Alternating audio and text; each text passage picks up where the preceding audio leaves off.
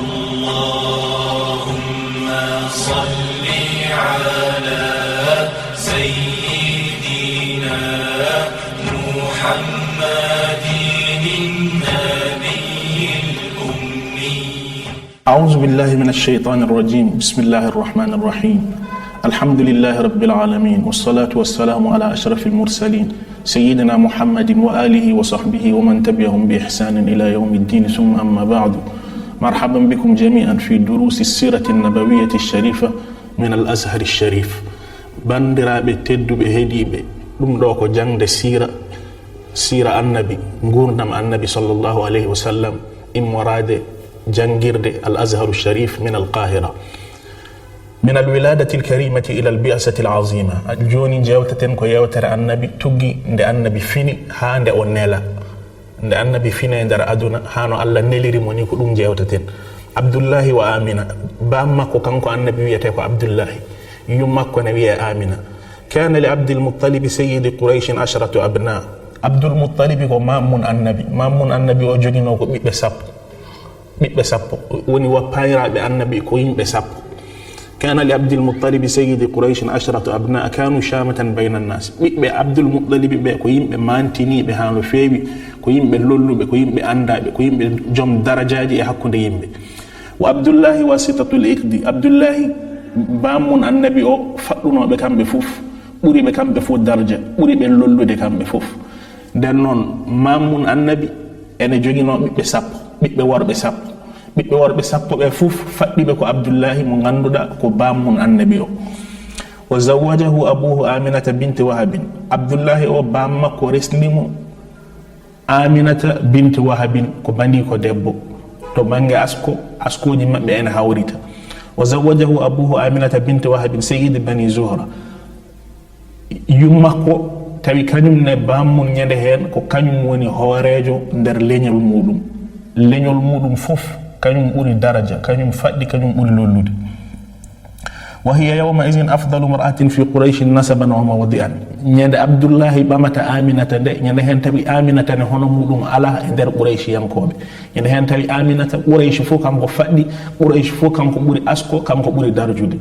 walam yalbas Abdullahi ammata, kono noon caggal nde ɓe ɓamodiri, caggal nde Abdullahi ɓami Aminata juutani Abdullahi hawre lajal, bamun annabi o hawre lajal. wa ummu rasulillahi hamilun bihi. nde Abdullahi o hawrata e lajal tawi yummun annabi ko cowiɗo, omo sowi annabi alayhi salatu wassalam. wa qad ra'at min al asari wal ayati ma yadullu ala anna libniha sha'nan. Allah hollimo kanko Aminata e kawisaji e malle ɗe ene tindina wonde ɓiyi ko o ko joom daraja, ɓiyi ko o ko joom ñalande so Allah jaɓi. wiladatuhu lkarimatu wa nasabuhu zakiyu. jibinede annabi askoma ko tedduko. wulida rasulullahi sallllahu alayhi wa alihi wa sallama yawma lisnaini. annabi jibina ko ñalawma altine, ñande altine jibingol makko hawri. ñande hen ko 12 lewru rabiul awwal, 12 lewru rabiul awwal amal fiili. hitande ñiibi garno ene kela kaaba, Allah rutti ñiibi ɗi ko nder nden hitande o jibina. tawi fergone yara, tawi miladul masihi jibinede Isa ene yara e duuɓi 597. duuɓi 597 caggal annabi Isa nden annabi fine aduna. o fini ko ñande altine 12 rabiul awwal. fa kana as'ada yawmin talat fihi shamsu. on ñalawma mo annabi fine mum o ɓuri malede e dendengal ñalade aduna. on ñalawma jam feeñi, on ñalawma moƴƴere feeñi, on ñalawma pinal feeñi e nder oɗo aduna. so tawi ko asko annabi noon, wa huwa Muhammadu ibnu Abdillahi, ko Muhammadu ibnu Abdillahi ibnu Abdil Muttalibi ibnu Hashimin ibnu Abdi Manafin. Muhammadu o jibini ɗum ko Abdullahi o jibini ɗum Abdul Muttalib o jibini ɗum ko Hashim o jibini ɗum ko Abdu Manaf o jibini ɗum ko Qusay jibini ɗum ko Kilab jibini ɗum ko Murrata jibini ɗum ko Ka'b jibini ɗum ko Lu'ay jibini ɗum ko Ghalib jibini ɗum ko Fihr jibini ɗum ko Malik jibini ɗum ko An-Nadir jibini ɗum ko Kinanata jibini ɗum ko Khuzaimata jibini ɗum ko Mudrikata jibini ɗum ko Ilyasa jibini ɗum ko Mudar jibini ɗum ko Ma'ad jibini ɗum ko ɗo asko annabi hatti e nder ko annabi haali o wiyoto hay goto ɓamtu asko makko ha yawta ɗo yete fodde mamiraɓe nogas e mamiraɓe annabi limtama ɗo goto hen fof ko hoorejo e nder leñol muɗum goto fof ko joom ñalande goto fof ko joom darja mo hono muɗum ala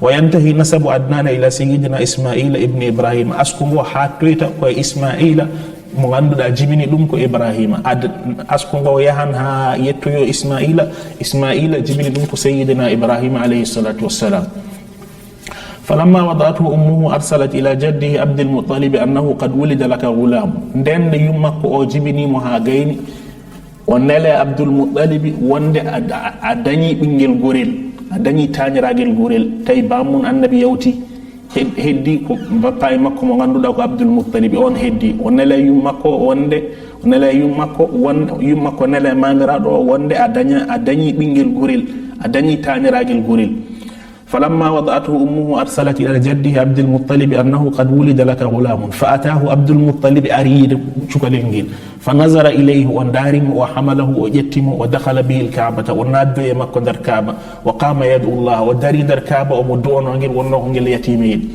ويحمده ويتي الله وسماه محمدا وإني من دعو إند من غندو العرب من غندانو وكان هذا الاسم غريبا فتعجب منه العرب عرب فكا وان دعو إند من غندو لا يامك محمد فرتك وجتان أمارات خارقة للعادة لولادة عالم جديد وبعث للإنسانية جديد كاوي ساجي كيوني مبادي فد اندر جيميناد النبي ده كاوي ساجي أوري كيوني بينياني يمبي tindina aduna o jogori ko sanzade aduna o jogori ko waylade tindinde wonde oɗo ɓiɗɗo jibinaɗo o wona ɓiɗɗo ɓollollo wona merejo omo jogori waylidde nder aduna gueɗe kewɗe shirku ene kufru e keferagal e bilew e bonandeji gonnoɗi e aduna fof e gonnoɗi e makka oɗo ɓiɗɗo ne jogori changede nde sababu ɗum ɗon kayisaji kewɗi mbaɗi nder makka yimɓe teskima teskuyaji kewɗi hitande de annabi fine muɗum nde kayisaji ɗi puɗɗori ko ñiiɓi garnoɗi ene kela kaaba